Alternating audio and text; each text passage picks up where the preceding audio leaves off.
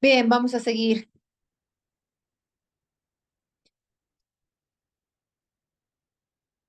Les decía, una de las hormonas no menos importante, pero sí prevalente, es el óxido nítrico. El óxido nítrico viene del endotelio. No se olviden que el endotelio está en el músculo liso de todos los vasos sanguíneos. El endotelio entonces va a reducir la resistencia vascular. Al reducir la resistencia vascular renal, lo único que va a hacer es va a estirar las paredes, va a estirar las paredes del músculo liso del vasito renal y va a incrementar el filtrado glomerular.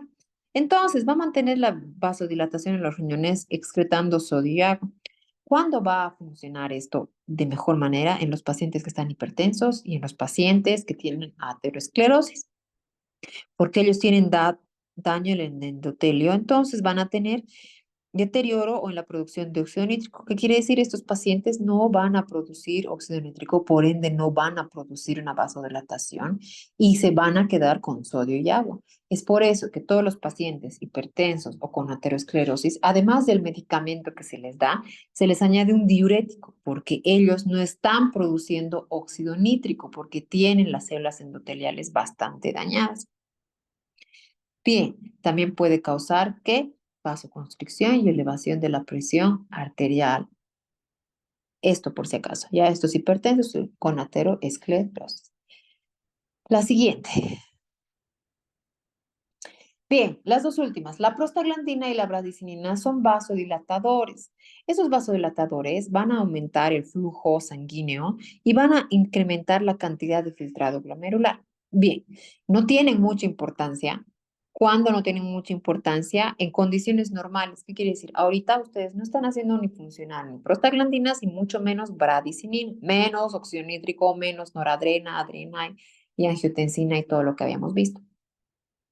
Las prostaglandinas quiero que se enteren bastante, quiero que se enteren por favor que es de manera muy importante en las situaciones de dolor y en las situaciones de inflamación.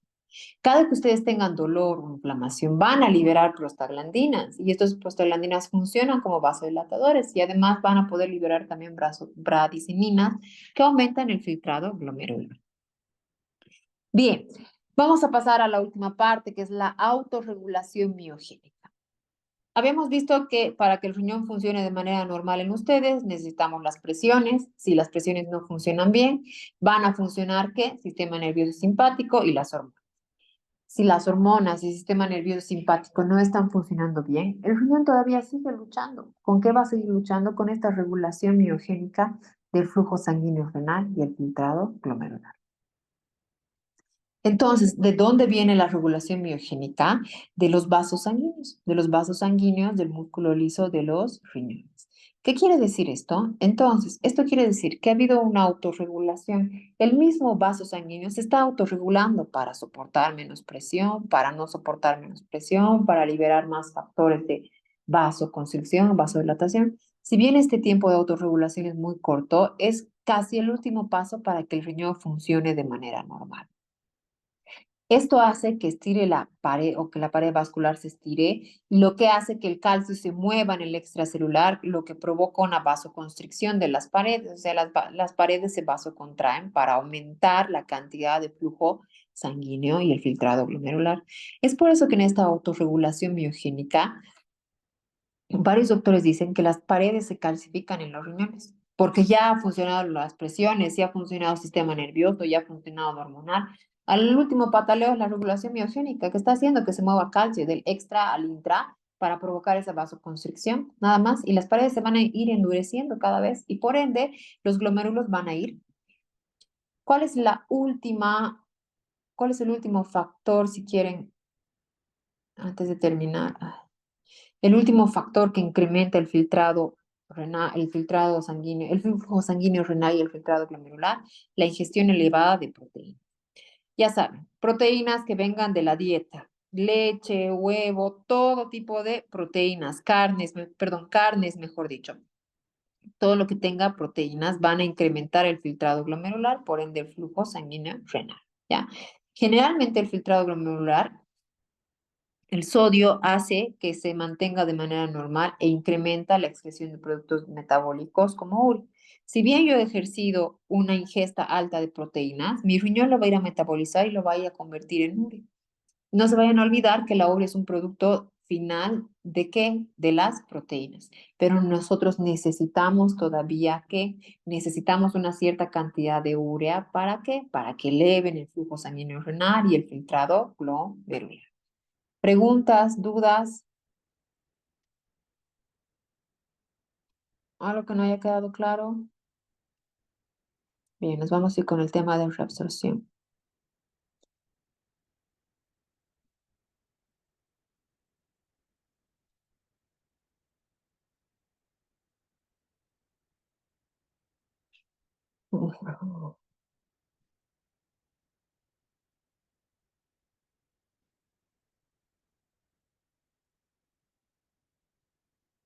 Bien, vamos a hablar de reabsorción y secreción tubular. No se olviden que la reabsorción y la secreción tubular son los siguientes pasos para la formación de orina. La reabsorción sería el segundo paso y la secreción sería el tercer paso. Bien, a medida que el filtrado glomerular va avanzando, va a ir hacia qué partes de la nefrona, de la cápsula de Bowman, hacia el túbulo contorneado proximal, va a ir hacia las asas de Henle en sus tres porciones, va a ir hacia el túbulo distal y va a ir hacia los túbulos colectores para formar orina. Entonces, yo necesito una fórmula de excreción urinaria. ¿Cuál es esa fórmula? La que están viendo acá. Filtración glomerular menos reabsorción tubular más secreción tubular. Necesito entonces estos tres pasos para formar y excretar orina. Entonces, voy a filtrar todo, pero voy a reabsorber menos cantidad de lo que estoy filtrando y voy a secretar más cantidad. Si esto no fuera así, si filtraría todo y reabsorbería más, secretaría menos y menos cantidad de orina yo podría formar. Bien, vamos a pasar al siguiente. El segundo paso, que es la reabsorción tubular. Espérame un segundito, por favor.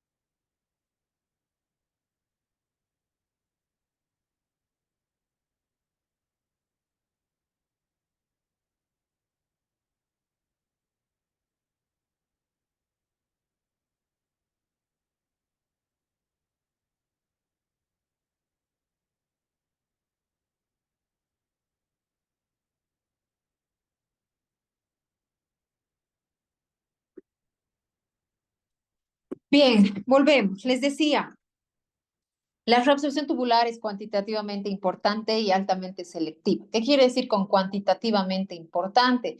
Tiene una cantidad de moléculas importantes para que éstas se puedan reabsorber. Ya saben, todo se filtra, pero no todo se reabsorbe, ¿ya? Por eso es altamente selectivo. Acá tenemos un ejemplo de varias moléculas donde se reabsorben y se secretan. Por ejemplo, vamos a ver el ejemplo de dos o tres de ellas. La glucosa. La glucosa, chicos, se secreta, perdón, la glucosa se filtra 180 gramos al día. La glucosa se filtra 180 gramos al día. Todo lo que se vaya a filtrar se tiene que volver a reabsorber y la cantidad excretada en la orina tiene que ser cero. Tiene que ser cero. Por eso es que cuando habíamos hecho los exámenes de orina habíamos visto que pocos o casi nadie tenía glucosa positiva, porque la cantidad de glucosa es relativamente, perdón, no es relativamente, es totalmente reabsorbida. Vamos a seguir con este otro punto, con el bicarbonato. El bicarbonato el bicarbonato que se filtra 4.320 mil equivalentes al día, se reabsorbe casi en su totalidad. Nada más queda una cantidad de 2.000 equivalentes día para poder ser excretada. ¿Por qué? Porque el bicarbonato es un compuesto químico que tiene como principal componente al ion hidrogenio, que es importante para mantener el equilibrio ácido-base. Entonces, ya desde el glomérulo, desde el túbulo contorneado proximal, el asa de Henle y el distal, estamos regulando el equilibrio ácido-base. El otro componente que vamos a ver acá es la urea. Ya saben que la urea es el producto final de los desechos de las proteínas o el producto final del metabolismo, mejor dicho, de las proteínas. Miren, tenemos una cantidad filtrada de 46.1, de 46.8 gramos al día. La cantidad reabsorbida tiene que ser la mitad y la cantidad excretada tiene que ser 23.4 gramos de urea al día. ¿Por qué yo necesito una cierta cantidad de urea? Porque necesito aumentar la filtración glomerular. ¿Para qué? Para que yo pueda seguir metabolizando estas proteínas que estoy consumiendo de manera diaria. Porque casi todos nosotros consumimos proteínas en gran cantidad de alguna u otra forma, ¿ya? Y la creatinina, miren, se filtra 1.8 gramos al día, pero no se reabsorbe nada. No se reabsorbe absolutamente nada. Por ende, la creatinina es muy positiva o se eleva bastante en la excreción de orina. Se filtra lo mismo que se excreta. No puede reabsorberse nada porque si reabsorberíamos, entonces nosotros nos estaríamos intoxicando. ¿Ya? Bien, para generar reabsorción, ya saben, para filtración necesitamos las presiones y demás. Para generar reabsorción, reabsorción, porque ya estamos hablando de todas las moléculas que se han filtrado y ahora de las que se van a reabsorber. Para generar filtración, yo necesito un transporte activo, ¿ya? Que es un mecanismo de transporte que precisa de energía del metabolismo. ¿Qué energía del metabolismo precisa? El ATP. Bien, este transporte activo puede dividirse en transporte activo primario, tanto como en activo secundario, ¿ya? Este transporte activo primario, aquí está. Bien, este transporte activo primario nos dice que los solutos pueden transportarse a través de las células epiteliales, a través de las células epiteliales o entre las células epiteliales. El transporte activo primario utiliza, ya saben, ATP y tiene una reabsorción activa secundaria a través de la membrana de todos los túbulos. ¿Qué túbulos? Sobre todo el contorneado proximal, el asa de Henle y el distal. Entonces, hacia los túbulos o cuando la carga filtrada ya se está yendo hacia los túbulos por transporte activo, viene una secreción activa secundaria y lo único que genera es una pinocitosis, que es un mecanismo para reabsorber proteínas bastante grandes.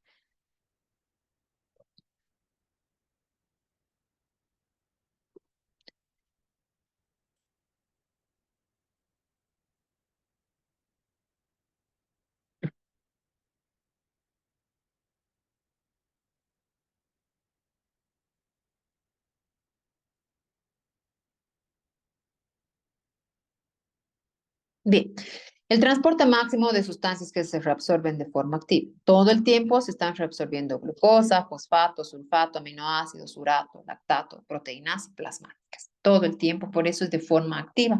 Están generando ATP. ¿Qué quiere decir? Se van a reabsorber, sí, y varias de ellas se van a secretar, no en su totalidad, pero sí en una cierta cantidad. En cambio, existen otros transportes máximos que también se secretan de manera activa, pero no se reabsorben en su totalidad. Entonces, todo lo que se filtra tiene que secretarse, ¿ya? ¿Cuáles son esas sustancias? La creatinina. Ya les he dicho, la creatinina tiene que filtrarse, pero no se reabsorbe. Por tanto, se excreta en la orina. Y el ácido paraminoipúrico, lo mismo. Tiene que filtrarse, pero no tiene que reabsorberse. Como existe reabsorción, perdón, como existe transporte activo, también existe reabsorción pasiva. Acá en el riñón quiero que les quede claro una cosa. En el riñón se reabsorbe agua, pero cuando se reabsorbe agua también se reabsorbe sodio. Entonces, para que no se vayan a olvidar, agua y sodio acá en el riñón son mejores amigos. Ni uno va solo, los dos van a todo lado, ya van a todo lado. Entonces, siempre que haya reabsorción de agua mediante ósmosis, porque hay más cantidad o menos cantidad a un lado o al otro lado de la membrana, siempre se va a acompañar o siempre va a ir acoplada, sujetada al sodio.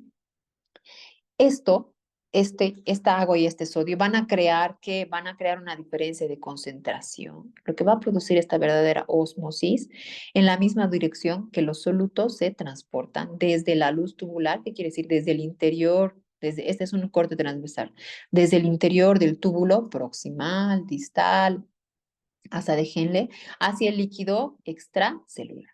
No se vayan a olvidar, por favor. Y eso es de lo que les hablaba acá a los chicos del otro grupo. Como existe reabsorción pasiva de agua y de sodio, también existe reabsorción de cloro y de urea y otros solutos por difusión pasiva. Cuando existe estos tipos de reabsorción pasiva por otros solutos, lo único que generamos es una difusión pasiva. ¿Qué quiere decir?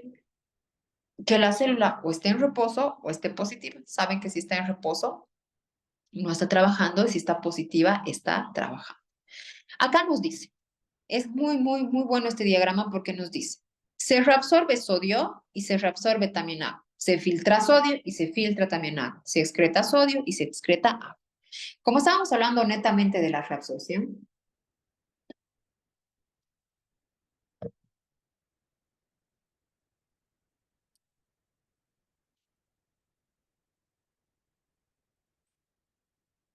como estamos hablando netamente de la reabsorción, entonces vamos a dividirlas.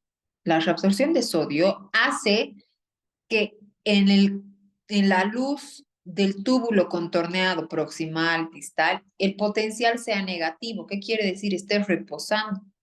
Una vez que pasa eso, se reabsorbe más sodio, más cloro y entonces aumenta la concentración de cloro en la luz.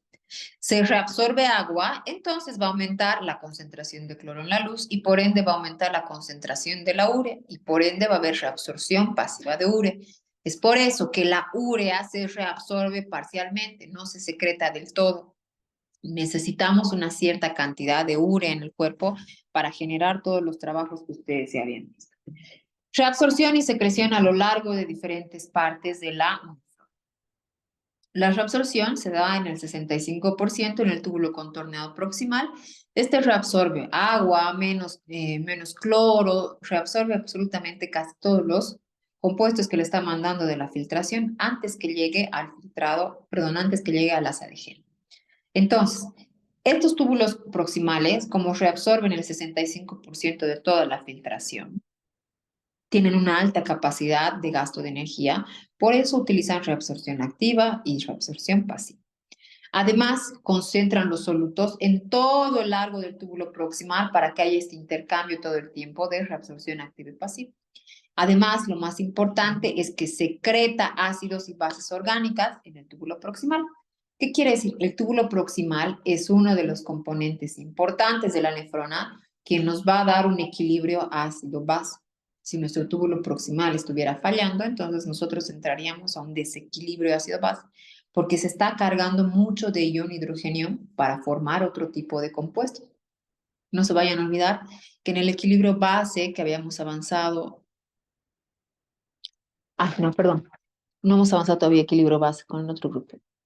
Para adelantarles un poquitito, en el equilibrio ácido-base, un ion hidrogenio unido a otro ion, sodio, cloro, forman una carga bioquímica, un compuesto bioquímico. Entonces, esos compuestos bioquímicos nos van a dar los equilibrios ácidos-bases que yo estoy queriendo generar. Bien, también vamos a pasar al asa de Henle. En el asa de Henle ya el trabajo cesa un poco más, la reabsorción ya es menos, mucha menos cantidad, más o menos el 25% más o menos de reabsorción solamente en el asa de Henle y se utiliza para transportar solutos simplemente y agua. Entonces el asa de Henle 3 partes tiene y esas 3 partes sirven como un medio de transporte para soportar los solutos y el agua, ¿ya?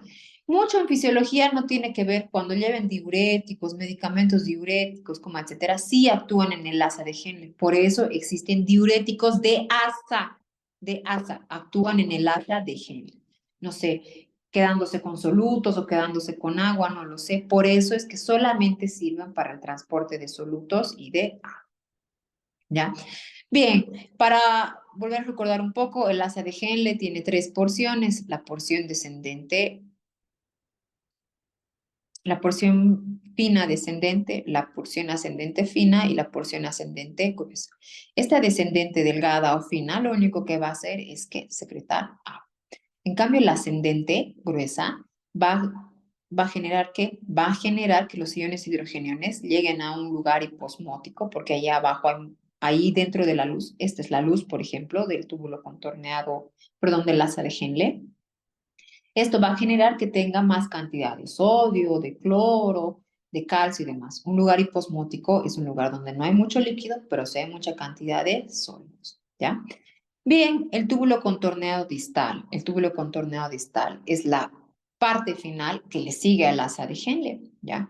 El túbulo contorneado distal se conforma por una mácula densa y además un grupo de células que están bien empaquetadas, que están lado a lado, que forman el complejo yuxtaglomerular. Estos van a proporcionar un control de la retroalimentación del filtrado glomerular y del flujo sanguíneo de la nefrona. Atiendan, por favor, quiero que me atiendan. Importante esta parte de acá. Vamos a suponer que este es el túbulo contorneado proximal, la parte final. La parte final, aquí están mis túbulos colectores que yo estoy viendo acá.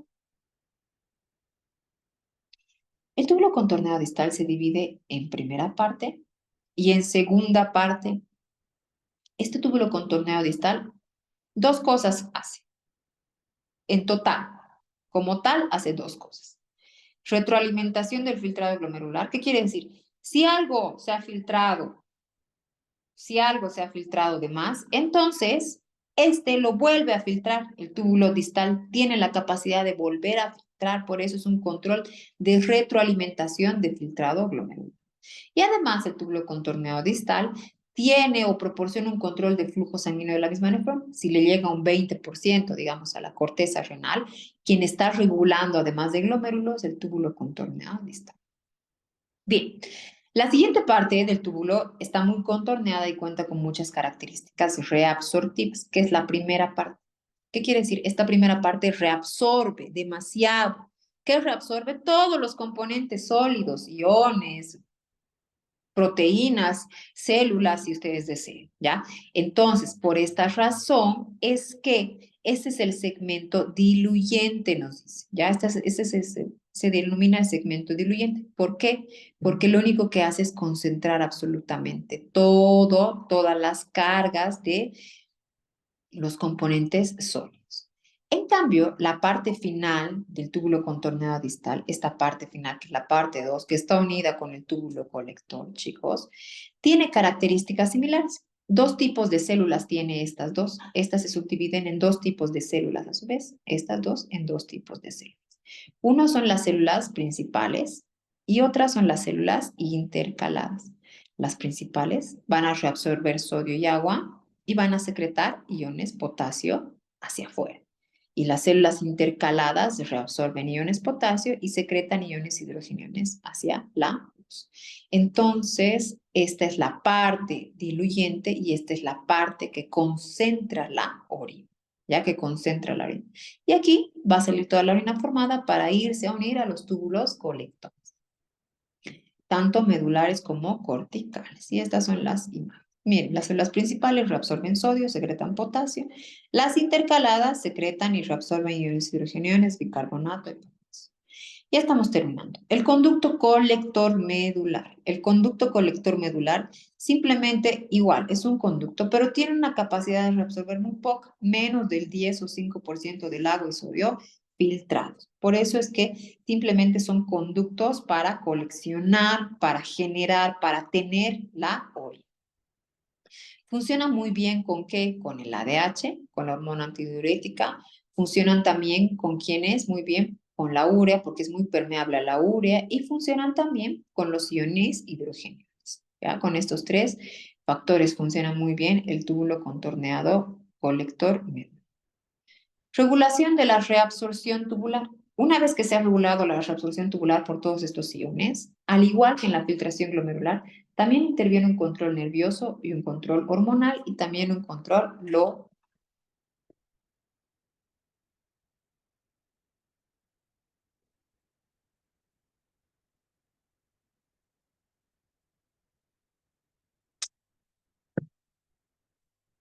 Bien, nos dice que para que haya un equilibrio entre el glomérulo y los túbulos, tiene que aumentar la reabsorción en respuesta a un incremento de la carga tubular.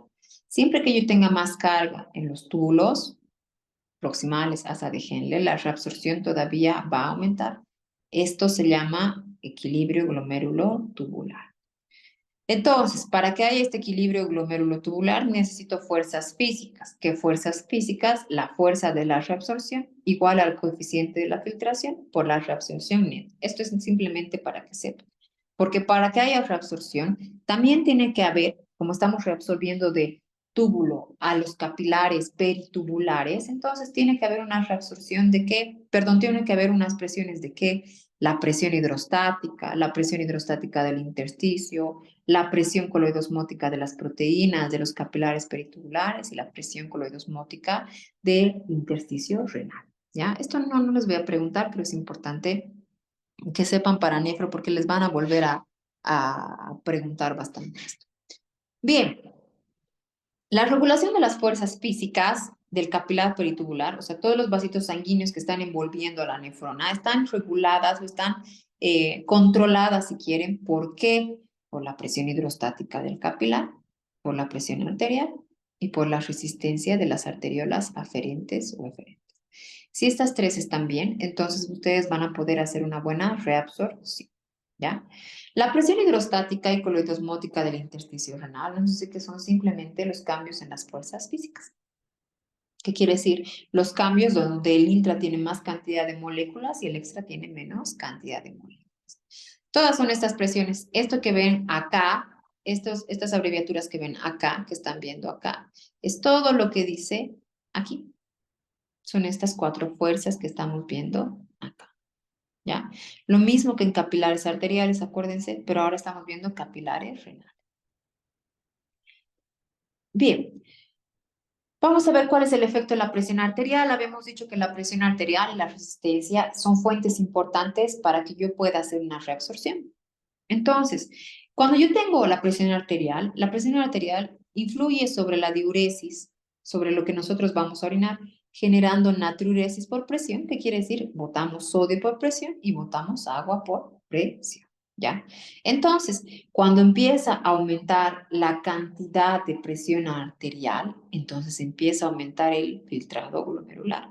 Una vez que empieza a aumentar el filtrado glomerular, también va a empezar a aumentar la filtración glomerular, ¿ya?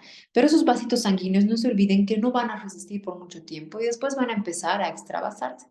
Entonces, para que no se extravasen de manera inmediata y baje la presión arterial, el paciente va a ir a orinar, va a incrementar la diuresis para que el líquido no haga que el vaso sanguíneo tenga más fuerza de sangre o más velocidad de sangre y el vasito se rompa. Y el último factor que contribuye a la presión es la presión natriuresis y la presión diuresis. ¿Qué quiere decir? Vamos a tener menor formación de angiotensina para aumentar la reabsorción de sodio en los túbulos y estimular la secreción de aldosterona. Y por eso va a aumentar la reabsorción de sodio y yo me voy a quedar con más, bueno, yo voy a excretar más cantidad de agua. Bien, ¿cuál es el otro control? El control hormonal. Todas estas hormonas generan ¿qué? Generan aumentos o disminuciones en la reabsorción tubular, ¿ya? Y eso es pregunta de examen. La hormona aldosterona, chicos, aumenta la reabsorción de cloruro de sodio y de agua. La angiotensina, lo mismo. La hormona antidiurética solamente de agua. En cambio, el péptido natriurético auricular disminuye la reabsorción de sal y la hormona paratiroidea disminuye la reabsorción de fosfato y reabsorción de calcio. Estas son situaciones relativamente inestables o relativamente de emergencia porque ahorita nosotros no estamos ejerciendo este control hormonal para la reabsorción. Simplemente estamos actuando por presiones y transportes pasivos.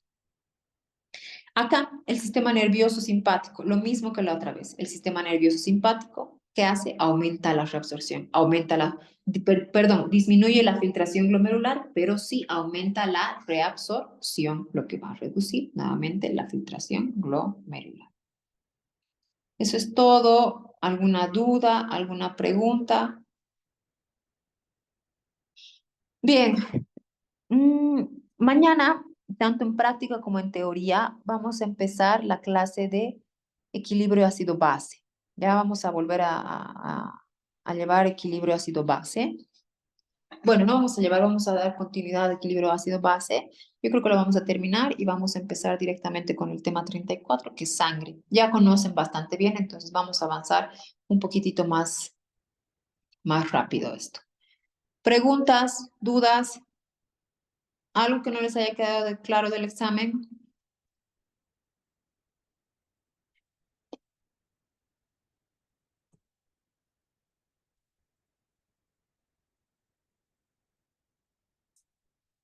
Repito por última vez, lo que hemos avanzado hoy, lo que vayamos a avanzar mañana en práctica, se da examen el día jueves de los 3 o 4 temas o 2 temas que vayamos a avanzar.